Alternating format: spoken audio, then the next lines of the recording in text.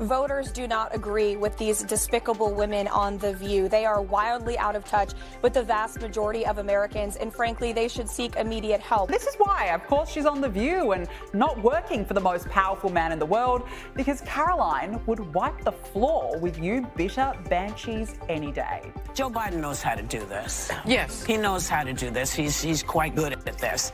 And you know, you can't refute anything with him because he just, when I say him, I mean... He rambles. Trump. Yeah. He tends to just... But can I mention one thing? A few days ago, we shared highlights from a heated exchange between newly appointed White House Press Secretary Caroline Leavitt and television host Whoopi Goldberg. What we couldn't show at the time, due to tight scheduling, were the full context and reactions surrounding that moment. Today, we're filling in those gaps. Buckle up, because the full story is even more surprising than the clip you saw. And if you enjoy deep dives like this, make sure to subscribe so you don't miss what's next. I, too, am a working mom and always have been. I've been a professional woman since I graduated from college or law school. But now there's, I think, a good thing, which is like the restoration of valuing so-called traditional moms, and that's great. The women who take care of their kids full time. Most of my best friends are doing exactly that. But it seems like in the right, there's like a bit of a shift toward like, you can't do what Caroline's doing. That's actually like an unsafe or a dangerous or a bad choice for families, for children, which I reject wholesale, but you hear it more and more. Yeah. Do you hear that? And what do you think of it? Almost immediately, online critics reacted in a predictable way. Instead of addressing Caroline Leavitt's arguments, many shifted their focus to her personal life, questioning her role as a working mother. Rather than engaging with her points, they questioned why someone with a young child would be in such a demanding public role. This reaction stood out, especially given how often the same voices champion women's independence and professional ambition.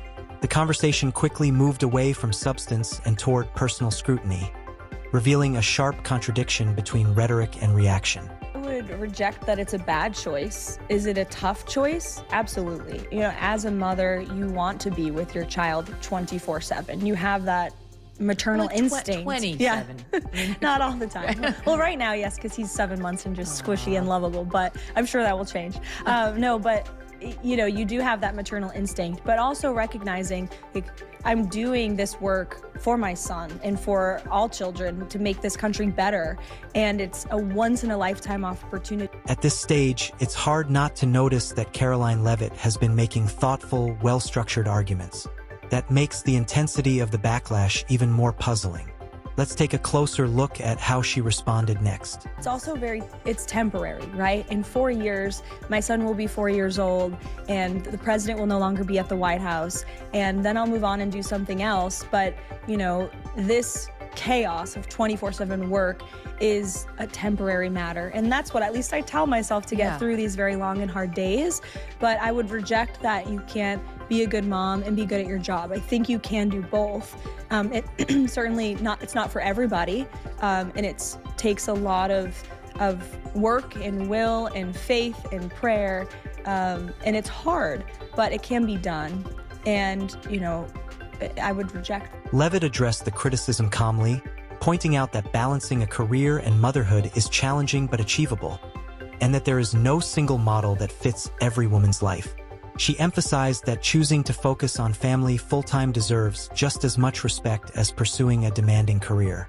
Rather than presenting motherhood and professional ambition as opposites, she framed them as personal choices.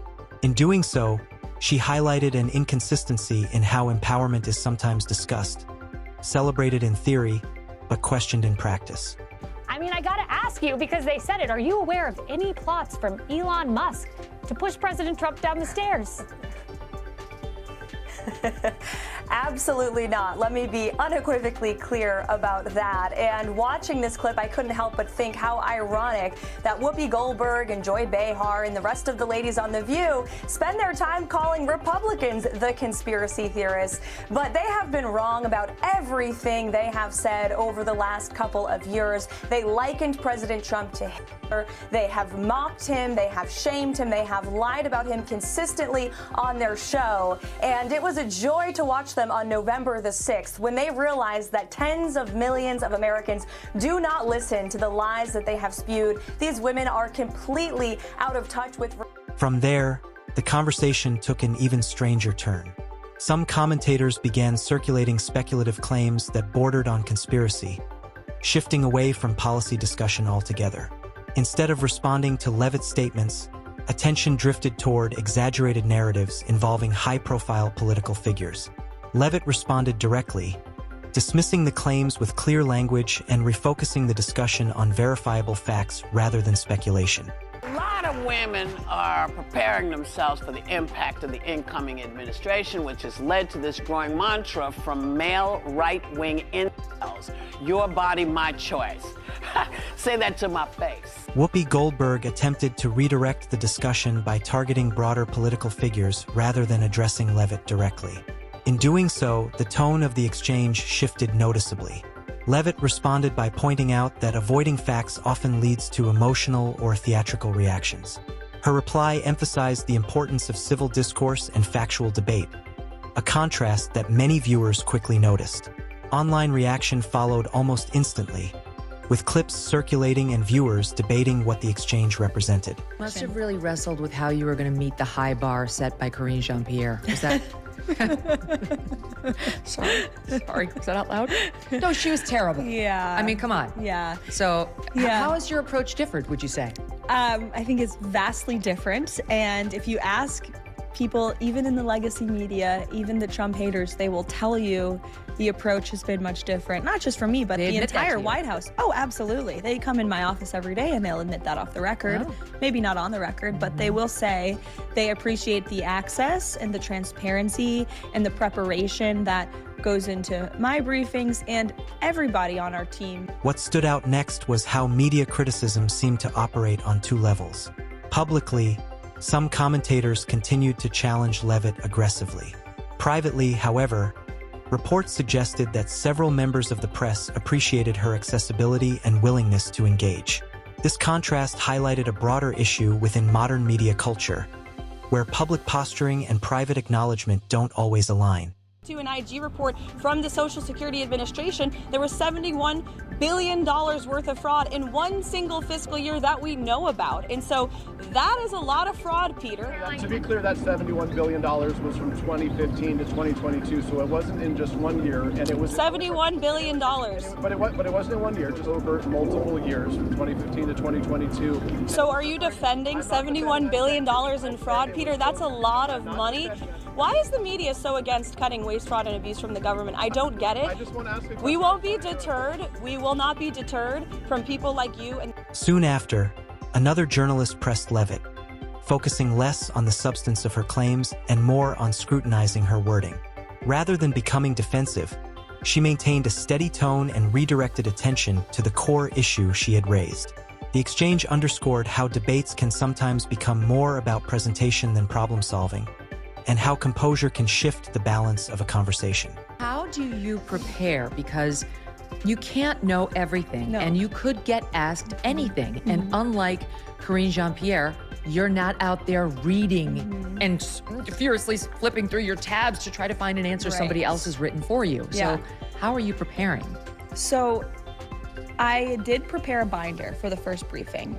My great assistant, Keegan, put it together. And then I showed up to work and it was like this thick. And I was like, I can't No way. even move this. I can't use this. It was too cumbersome for my brain and the way I learn and think and study to have that. It felt like added weight.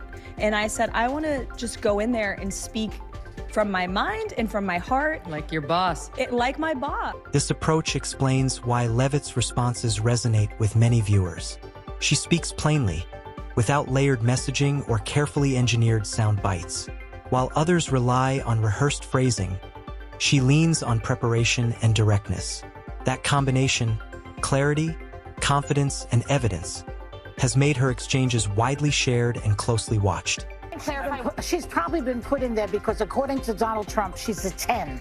You know that's what it is. I want to be clear, though, it's not her first job. It was her first press briefing. She worked in the previous job. Some critics argue that the intensity of the response to Leavitt reflects frustration rather than disagreement. as her public profile has grown, so has scrutiny of her success. Instead of challenging her arguments, detractors often turn toward personal commentary. This shift suggests that the debate has moved away from policy and into something more emotional and reaction-driven. She's a very nice-looking lady, but it isn't true that that's why she got the job. She got the job because she was the national spokesman for the campaign, and she did a very good job in that role. And the campaign was hugely successful and communicated very effectively. That is why she got the job. Even if Caroline Leavitt weren't a pretty lady, even if she were a male, gremlin, monstrous-looking fellow, she still would have gotten the job based on how effective the campaign communications was. Furthermore, Caroline Leavitt ran for Congress. I was talking to Roger Stone about this when we were trying to figure out who the picks for the administration were going to be. He said, I think Leavitt's going to get the White House press sec job. I think she earned the job, and I like that she has been in the fire. She's run for office. Leavitt's background helps explain her confidence.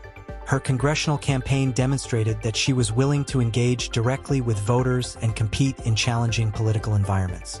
Although she didn't win that race, the experience gave her first-hand exposure to public debate and policy challenges. That foundation shows when she addresses the press today. Now to the cackling witch herself, Joy Behar from The View, whose jealousy is something to behold. Here is her assessment of Trump's new White House press secretary, Caroline Leavitt. I think she's probably been put in there because, according to Donald Trump, she's a 10. You know that's what it is. I want to be clear, though. It's not her first job. It was her first press briefing. She worked in the previous Trump administration. The ever-empowering feminist, Joy herself, everyone. And this is why, of course, she's on The View and not working for the most powerful man in the world, because Caroline would wipe the floor with you bitter banshees any day. The contrast between her role and that of her critics has become increasingly visible. While some commentators discuss politics from studio panels, Leavitt operates within the center of government decision-making. That difference in responsibility and proximity to power has only intensified the conversation around her presence and influence. CNN guy, Jim Acosta? Oh wait, he's not on CNN anymore. That's right.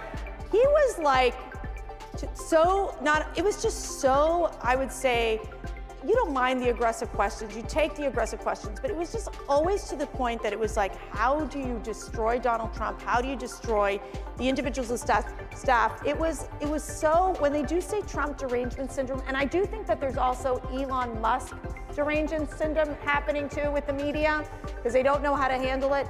How do you view that differently from the first administration till now? Well, first of all, since you brought up Jim Acosta, he's been saying some not so nice things about me online, and I've resisted responding, but since you brought him up, I'd like to say, let's go. Jim, at least I have a job, Jim, okay?